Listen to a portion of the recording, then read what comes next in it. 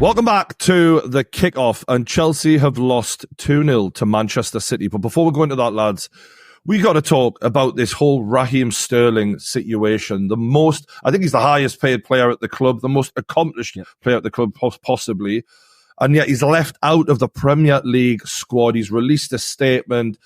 Joey, I'm going to start with you, bro. What's your thoughts on this? I was shocked that he was left out of the squad because obviously Raheem Sterling has featured quite heavily in pre-season. And do you know what?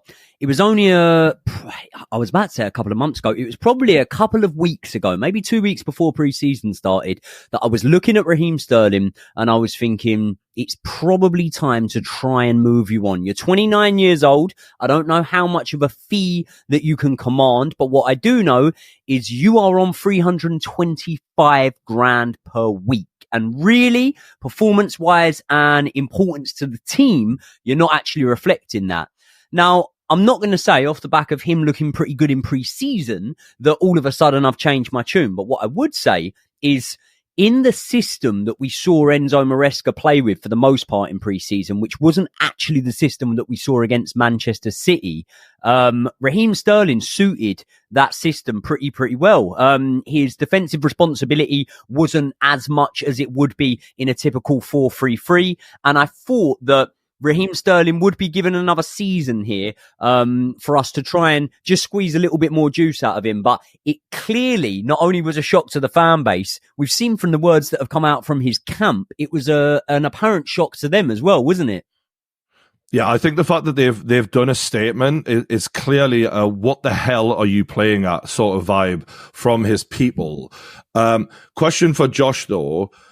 Do you think that this is the manager saying, you fight a bit like what he did with Ben Chilwell, find another club basically, because I don't want you, and even though this is clearly going to devalue Raheem Sterling to any club who would have shown any interest in him, so now he's going to go for an even cheaper fee, which is even worse for Chelsea.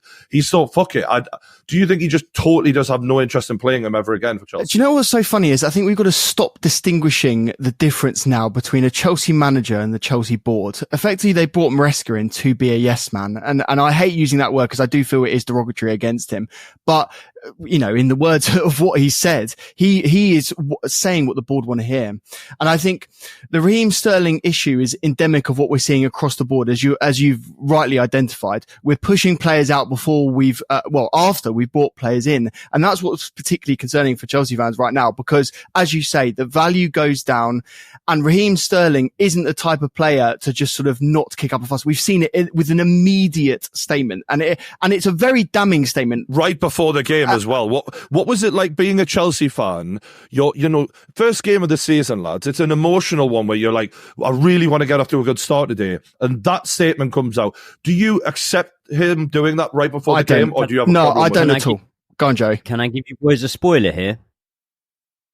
That statement wasn't made right before the game.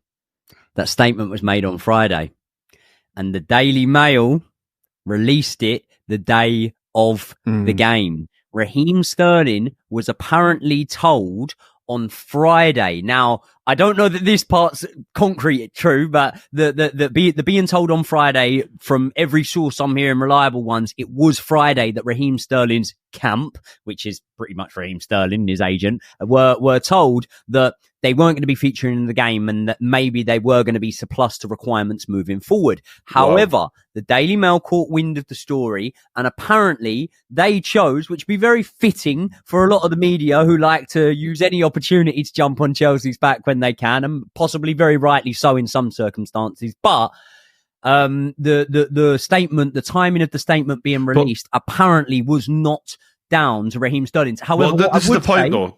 What I would say is Ben Chilwell, Disasi, Arne Chukwuemeka, Conor Gallagher, Petrovic, the list goes on and on and on. Trevor Chalobah, there were so many players who were not featured in that matchday squad, and it wasn't because of injury or suspension. Now, we didn't hear statements from any of them. Raheem Sterling, by the way, right?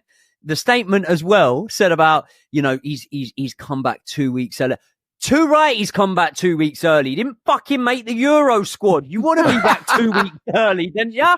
2 weeks early is not 2 weeks early when you didn't go to an international tournament. So fair play, you've come back 2 weeks early. I'm having a bit of banter there. I'm not disrespecting him too much. But at the same time, if there's anyone here that is going to kick up a fuss, it's one of Trevor Chalobah and Conor Gallagher. He has been flown back and forth like an air hostess that does not have a clue what is going on, Conor Gallagher, and he's still being made to train with the kids. He has not said nothing. He has not made a statement. Neither has Trevor Chalobah. So although I do not blame Raheem Sterling for the timing of that statement, I blame the media outlet that I said about. At the same time, no, there shouldn't be a statement there. But Joey, like if he releases the statement on the Friday, you can be pretty certain it's going to hit the news. If not on Sunday, then maybe Saturday. Mate, it's still going to be one of the. He knows when it's coming out. He knows. And mate, if you've sent that email at 10 p.m. Friday night, it's coming out Saturday morning. Do you know what I mean? And look at Twitter. What has the story been about Chelsea on Twitter for the last few days? People have been making memes about how your training ground looks like Pure Gym. If the story at Chelsea. Yeah. But it has. The story at Chelsea is they're overstacked. And by the way, I think this is just the beginning. I think it's just the beginning. Sterling's the first one to get fed up. As you rightly say, Conor Gallagher would have every right to do a statement like this, being like, look, I've enjoyed the Amex Lounge at Luton Airport, but I've been there too often recently. You know what's funny? Do you know what's funny, right? Before we started stockpiling players like they were collectibles, right? Obviously we bought a very old building, and Josh might know the name of it, I don't, next to Stamford Bridge, right? And that was obviously to facilitate the expansion of Stamford Bridge. Now, one thing that went under the radar was we bought something, God knows how many acres of land around Cobham, right? And I was thinking, do you know what? I respect that, because not only are you going and splashing the money on Caicedo and Lavia and whatnot, you're improving the infrastructure of the club. You want to compete with Man City when it comes to training grounds. We know why they done that now. We know why. You needed more room to fit all the players in you were Lot buying. of houses all around Cobham. Yeah, that's it. Josh, you haven't said, what was your feeling when you seen the statement come out? Do you know what? I know everyone out from the outside wants this to be Chelsea are in chaos and Raheem Sterling is a quality player. I was actually pretty happy, to be honest with you. I was happy to not see him in the squad. I was happy in a way that he's done the statement, because ultimately that portrays him and what he really is to Chelsea fans. We kind of knew that Raheem Sterling wasn't really. What is he though? What is he really? I think we knew that Raheem Sterling wasn't really a Chelsea man. We saw him as a bit of a mercenary, and we knew that he didn't really care about the club. And I think what Joey's saying about, you know, Gallagher, Trevor Chalobah, all of these guys that have been, Chelsea Academy players and arguably have more right to be angry than Raheem Sterling that haven't made statements. And the fact that he's made a statement, it tells you everything you need to know about him. Unfortunately. Can I give you the flip side? Yeah, Can I give you the flip side? Just to play devil's advocate. From his point of view, he came to Chelsea when Chelsea was sort of trying to build a project there, and he came from a Premier League winning side, and he came as your most expensive, most highly paid player. He came as a very accomplished player to be a leader. As Rio Ferdinand has recently called it, his Uncle Raheem, one of the reasons these young lads apparently have done well is because he's put the arm around them. He's given them a lot of good advice. Yeah. And what he's sitting there going is, I'm giving you some of the best years of my career. I am not in the position where you can say I'm disposable, because I should be starting games given my reputation. I'm not saying that this is but then real, you've got to deliver. but this is how he's going to feel. Do you think he's wrong in feeling like that he's been disrespected? Because he's saying, I want clarity. Do you want me or not? Well, whether they want him or not, it's not really about that. It's about who else wants him ultimately. But what I would say there is, I can't agree with you, Josh. I don't think that it's really showing Raheem Sterling's true colours in terms of what he's doing for Chelsea. Now, remember, yes, Clearlake bought Raheem Sterling in, but he was number one on the shopping list for who? Thomas Tuchel, who had just gone and won us a Champions League. He identified Raheem Sterling as the player that he wanted to bring in. And at the time, I don't think any of us were questioning that decision. Has he delivered? No, he hasn't delivered. But do you know what, mate? Cole Palmer delivered last season and it didn't bring us any silverware. So I'm not saying that if Raheem Sterling had done what Cole Palmer had done, it would have been any different. But what I'm saying is, as a collective, the team haven't really delivered. I don't want to stick the knife in on Raheem Sterling too much, because I don't think that it would be appropriate at this moment in time right now. But what I would agree with you on is the fact that when you look at the wages, that potentially another player that we speak about, Ben Chilwell, for example, who was left out of that squad and could be surplus to requirements now. Now, if we talk about showing some true colours and whatnot, and a few Chelsea fans won't like this, but I remember an interview Ben Chilwell did at the Formula One when he was glazing over Man United, signing Mason Mount with Mason Mount next to him, joking about,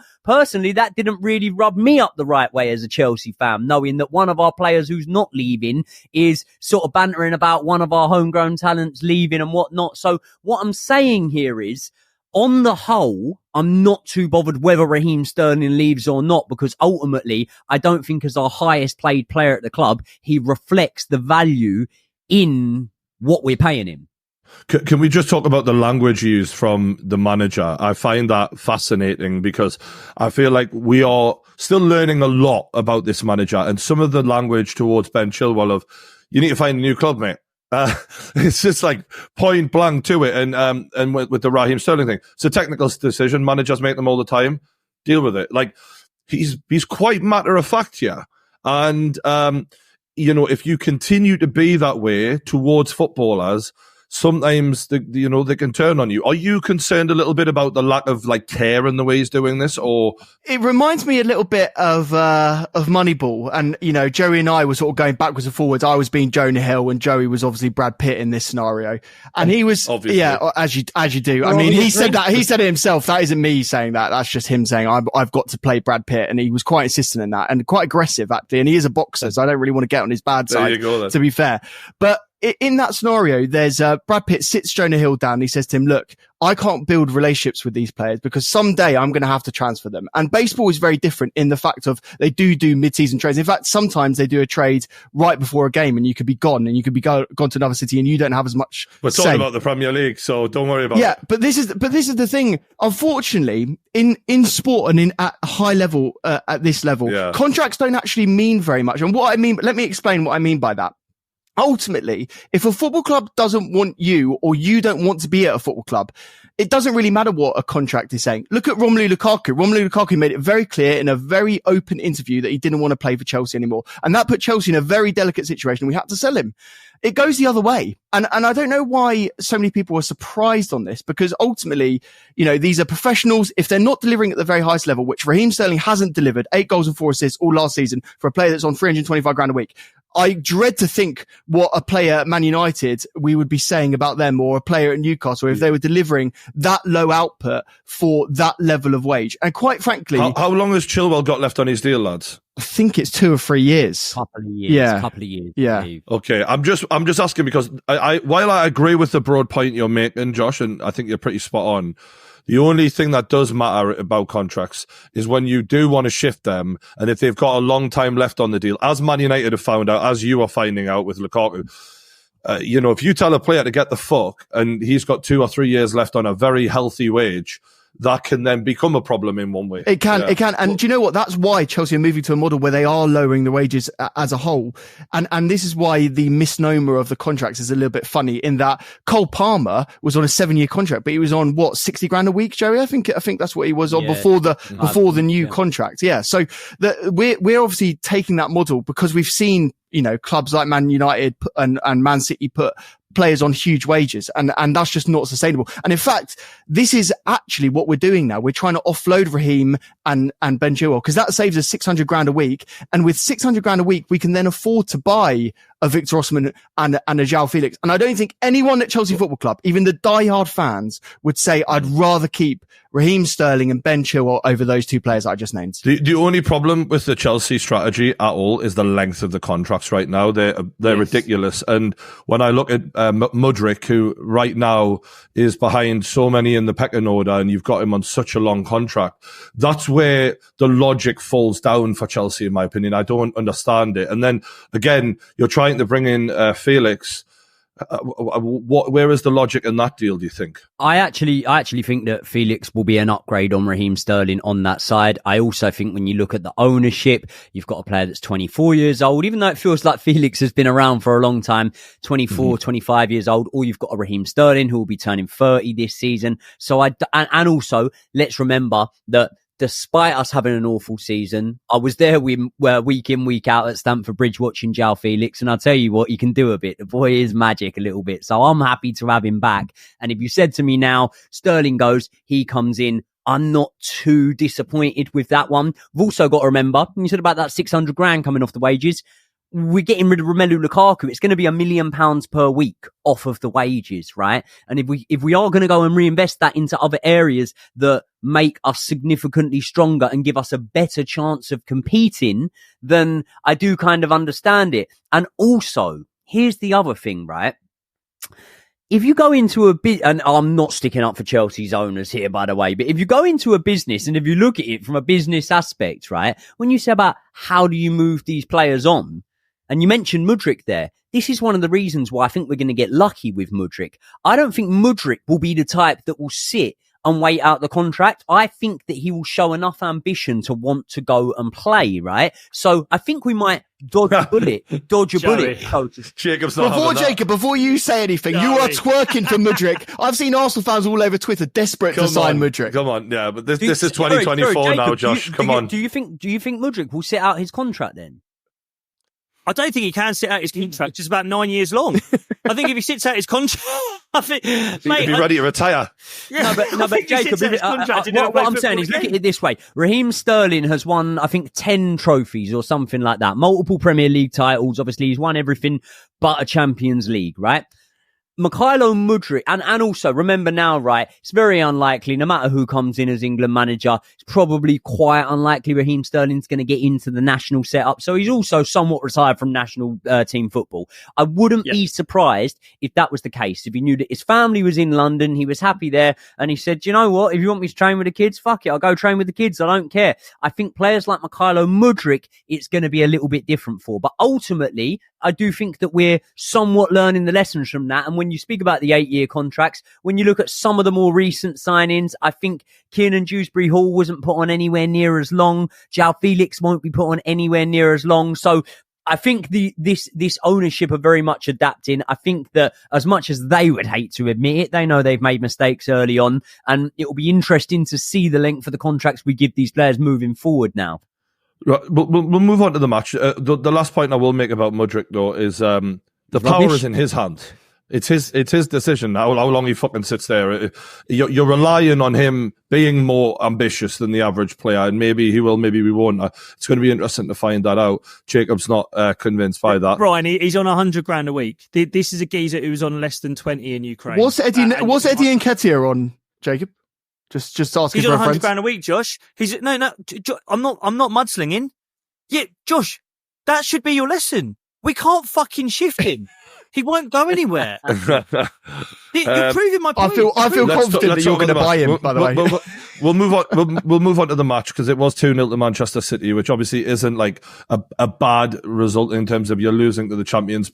And now, a word from our sponsors. Lads, you know I care about you lot. And when you're out there, if you're a fan of mine, you're not just representing yourself, but you're partly representing me. I can't have people saying, oh, I like True Geordie's videos, and going around with some dodgy beard game, or even worse, a dodgy ball game. I won't let that happen. By God as my witness. And that's why you need this amazing bit of kit, the Manscape treatment, in your life. First up, we've got to talk about the balls. Your new best friend is going to be the Lawnmower 5.0 Ultra. This bad boy can cut through the bushiest of bushes, but it's also gentle on the skin. And you can go for a nice trim or a smooth finish. And it's waterproof, so you can use it in the shower. Now onto the beard, because you didn't think this happened by accident, did you? I take good care of it. Whether you're going for a stubble look or a nicely shaped thick beard, the Beard Hedger has got you covered. It's got a titanium coated stainless steel T-blade and 20 length options. So you can achieve any look you want. And what I like to do, I don't know if you can tell, I sort of leave it longer down here and then I change the setting to make it a bit shorter and then get up and then a little shorter and then a little shorter, just to blend it in. This is a bit of advice for you. They're not even told me to say this. I just use it. Do you know what I mean? I know what I'm doing. And just like the lawnmower, the Beard Hedger is also waterproof, so you can do your grooming in the sink or the shower without worrying about water damage. And a great feature is 60 minutes of runtime and an LED charge indicator, so you'll not be getting caught short mid-trim. So if you like the sound of that, just click the link in the description below and you'll go to manscaped.com/thekickoff and use the code THEKICKOFF, all one word, THEKICKOFF, for 20% off and free shipping. But for now, enjoy the video. For me personally, I thought Chelsea played all right. I thought that there was some decent signs there, but obviously, like, Haaland's more clinical. I mean, the second goal, Kovacic, was a real problem for me. Like the way he walked through that midfield, no one stood him up. It was too easy. But there were some positive signs, lads. The midfield has got a real problem, and I'm glad you mentioned it, right? Because in pre-season, our Achilles heel, and not only in pre-season, a lot of last season, was that we're tasked with playing out from the back. Both Mauricio Pochettino and probably more so Enzo Maresca very much want the team that plays out from the back. We've got a goalkeeper in goal whose judgment, and to be honest, on the tin it said he was a ball-playing goalkeeper, but I want to have another look at the tin because he definitely ain't a ball-playing goalkeeper. He might have the confidence as one, but I might have the confidence I can do a lot of things. Doesn't mean I can, right? However, we're tasked with playing out from the back, and my main worry was that it got us into trouble in pre-season so many times. And actually, for the partnership between Levi Colwell and Fofana, it actually fared fairly well against one of the best attacks in the world, right? However, in midfield, we were overrun at times. And despite me thinking that Romeo Lavia is probably one of our best players on the pitch, I think that we've got a real problem here with trying to fit Romeo Lavia, Moises Caicedo, and Enzo Fernandez into the same team. And I'm going to be honest, mate. I think we all know who the weak link is there, and I think a lot of us don't want to say it. Who is it? Who is it, Joey? It's Enzo Fernandez. Absolutely, and that doesn't mean that I'm saying that Enzo Fernandez is rubbish. It doesn't mean that I'm saying that. It just doesn't mean he's good either, though, does it? I'm saying that he can't. It doesn't mean he's good, though, does Chelsea, right? But, you know what I mean? But what I'm saying is, if you give me a pecking order right now, Caicedo and Lavia are both above Enzo Fernandez. We've tried him out in this 10 role, right? Yesterday, people are going to go, oh, well, don't go off just one showing. No. I saw it 4 or 5 times last season. Enzo Fernandez is not good as a 10. He might be the man that makes the pass before the assist, but he's not great at the assist. And I'll tell you one thing, in open play, he's awful at shooting. He's not great at shooting either. He's terrible, isn't he? That when you play him deep, when you play his first touch and his shot, like two of the most critical things. Any club in the world who should know about a number 10 midfielder as Chelsea, they had one of the greatest of all time there. You need a good first touch and a good finish. He has neither of those, in my opinion. And, so, you know, and he's not a 6 either. He's an 8, isn't he? But he's actually not your best 8. The price tag. You spent a fuckload of money on him, and now it's like, well, what the fuck do we do with him, I guess? Yeah, also Joey, makes you want to play him. But, sorry, my last bit on it. The price tag makes you want to play him. Yeah. Ultimately, sometimes you'd go, oh, well, you know, beggars can't be choosers. You work with what you have. We've got a couple of brilliant number 10s. We've got Nkunku, who we started out on the left wing yesterday, and he's brilliant in the number 10, man. Cole Palmer, there's debate over whether he's a 10 or a right winger. But what I'm saying is we do have the options there. So I think that I'm not at a stage right now where I go, no, it doesn't work. We definitely can't fit him in.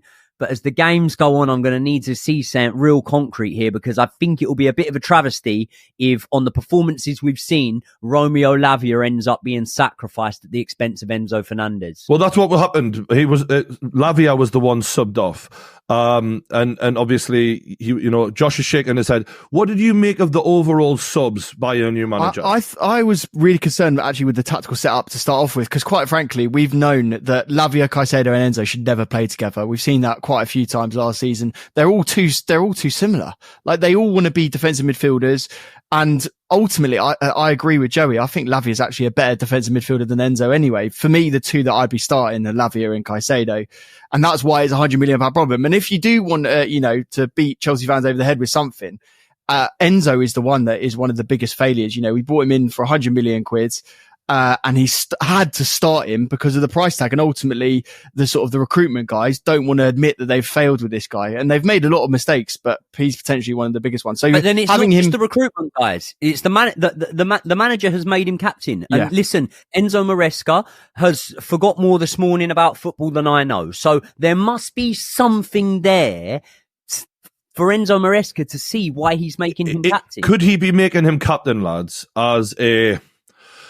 We've seen this before. I think in Manchester United, I remember people going, make him captain. Like, as if you give him this responsibility, like a Marcus Rashford might have been at the time. If a player is lacking feeling loved and feeling the the warmth of the crowd. If you make him captain, it'll force people to get behind him, because I don't think it's a coincidence that all that shit in the summer went on with Enzo, and then he starts him as captain the next game. I feel like that's a response to what has gone on potentially. Well, I was going to say, if they made him captain because he sings such nice songs about where French players' families come from, is that what makes him such good leadership candidate? It's a disgrace, to be honest with you. Yeah, it's an absolute disgrace. It's a disgrace. Why have they made him captain? Seriously, Josh, another thing I want to ask you about Enzo, because I think what you two are saying there is it should be Lavia and Caicedo, right? Lavia and Caicedo, if it's 2 out of 3. Here's my question. Enzo Maresca plays the same kind of football as both Pep and Arteta. Mm-hmm. And in that system, you've got 1 6 defensive midfielder, 2 8s that are almost like 10. Yeah. So how do you squeeze... How do you get Caicedo and Lavia? So Caicedo is one of the 3 8s, we call him. Obviously, I'm best mates with Pep, so we talk all the time. So he lets me know the real language. So yeah, one of the 3 8s, and then Lavia is the 6. Is that the best use? Is that the best use of Moises Caicedo? Yes. A destroyer, a tackler, someone who wants to get around the pitch winning duels. Is that really the best use? And by the way, it's what we've done with Declan Rice. I'm not over the moon about it, but that's not what he was doing at Brighton. No, but I don't want to say you've got a £200 million midfield player. No, we don't. But I was watching you yesterday, and I was going to say, if there's 1 6 in that team, I'd be looking at Lavia as the DM, and I'd be looking at Nkunku and Palmer ahead of him. I actually think that if you look at a lot of the games from last season, Caicedo was very good at driving the ball forward and being the assister type thing. There were so many moments at Stamford Bridge last season that I saw him do it, and I'm not saying that you haven't watched him closely enough, but I would have agreed with you, sorry, Jacob, before really watching him live. But actually, Caicedo travels with the ball, and I think Caicedo can be a bit more of that engine. And what we saw yesterday, formation-wise, is not what I think we're going to see going forward. Going forward, I think we'll see one of the fullbacks inverting, and I actually think you'll see Caicedo push further forward, and he'll be the sort of engine room that goes up and down. And maybe the plan will be to have one of the fullbacks inverting alongside Lavia and Enzo's the other one. But the problem here for me is I think maybe Kiernan Dewsbury-Hall might end up proving to be a little bit more effective, which sounds mental. A player that's come from the Championship last season, possibly being more effective than a World Cup and a Copa America winner, but I don't know. Sometimes, I will just say one thing, and this is not me drawing a line under it and a conclusion to it, but sometimes a player can be a brilliant player, but some systems don't fit them. And I don't know whether this one under this manager fits Enzo at the moment. Hopefully he proves me wrong. That's what I was trying to say, Joey. I'm not saying Caicedo can't do the 8 role, but I think if you're going to throw over 110 million quid at a midfielder, I think he's still the most expensive midfielder in the world, Caicedo. I think his best role in that system would be a 6. And I think you're right in that Dewsbury-Hall, the managers brought him in because he literally played left 8 in the exact system for Leicester last season. So I think you could be looking at a situation where it's almost either Caicedo or Lavia at the base for midfield, Dewsbury-Hall one side, and then Palmer or Nkunku the other.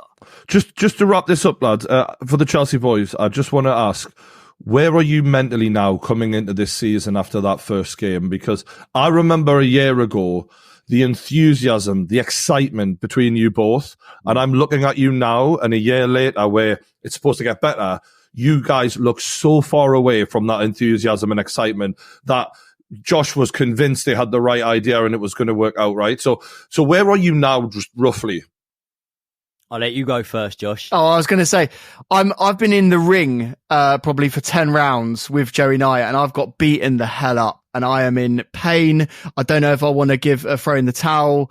I'm just hoping that I can make it to the end of the fight, because if I can make it to the end, then maybe something good will happen and I'll get lucky with a decision, because ultimately I think with the manager, we know that it's going to take time. And the problem is that football is a results game and we need quick results. And I don't see things changing massively in this season. So for me, if you're asking me what my realistic expectations are, like, honestly, I would be delighted with 5th this year. I'd be delighted. Just on the point that Josh made about taking time as well, is unfortunately a lot of these players have had quite a bit of time now under a different manager. So the new manager isn't going to be afforded that same amount of leeway as Poch got, in my opinion, from the fans. That's just my opinion. I could be wrong. Joey, what are you feeling like?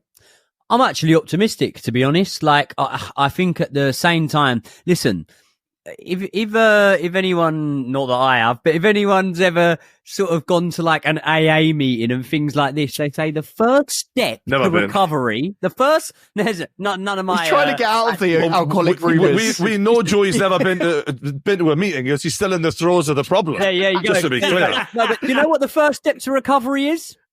It's acceptance. You do know a lot about this, Joey, to be fair. It's acceptance, okay? And I accept that Chelsea are not challenging for titles anymore. I accept it. I understand it. So then I'm looking at things and I'm thinking, did I finish last season fairly optimistic? Did I finish last season fairly happy? And was it just a 5-game winning run we went on and whatnot? And the fact that past the turn of the year, we only had that one loss, albeit a very, bad one at Jacob's Arsenal. However, when I look at this season, I don't think we've got any worse of a manager in Enzo Maresca than we do in Mauricio Pochettino, to be honest. People laugh at that and say Pochettino got to a Champions League final, but that's just my personal opinion. I'm actually liking what I'm hearing, what I'm seeing from the manager at the moment. We've got a squad now. Squad's maybe not the right word to use, but we've got a starting 11 now. Who now have got a season under their belts. And then when you look at the players that have been brought in comparison to last season, right? Because you will lose your mind if you constantly compare Axel Disasi to John Terry and Enzo Fernandez to Makelele and Brower to Drogba or whatever, you'll lose your mind, right? So let's deal with the here and now. Let's compare us to last season. I think that most of the players from this season that were there last season will improve their performances. And the table would show you, had one result, maybe two, if you go 1 win and 1 draw, gone our way last season, we'd have finished in the top 4 anyway. So at the moment, I think a realistic Chelsea fan's ambition shouldn't be to win the league. It should be to make our way back into Champions League football. And at this moment in time, especially going on how last season went, I think we've still got as good a chance as any of the outside bets, like, let's say, for example, an Aston Villa, a Newcastle and a Spurs. So I put us in that category. Maybe that's a sign of the times, but ultimately I'm just being realistic with it. Just last one. I'm going to let Jacob say, are you more afraid or less afraid of Chelsea this season? More afraid. I am more afraid. I genuinely think there was loads of positives from that game for Chelsea. I think the fact that he's finally put Fofana and Colwell together at centre-back, I think they've got the potential to be a really, really good centre-back partnership. And I think Fofana yesterday came away with loads of credit in the bank. I thought for his first start in such a long time looked good. Same story with Lavia. I thought he was the best midfielder on the pitch for Chelsea yesterday. He looked brilliant for Southampton in that exact role at the base of midfield at a 6, and I think he really suits it for Chelsea. I think the irony yesterday is that what Chelsea were crying out for is a bit of pace in a wide position. I think having either Nkunku or Palmer closer to the centre of the pitch and someone like the Sterling of 4 years ago would have been perfect on the wing for Chelsea. Mudryk is available, just so anyone knows he is quite fast. Mudryk could play there. He'll always be available, mate. He's not going anywhere. But for the next 6 years, he's available. Got enough problems about bringing him into the fold. I think the story of Chelsea's season, honestly, I saw Fabrizio Romano say this morning that Lukaku is close to Napoli and that if that deal goes through, Osimhen could be a possibility.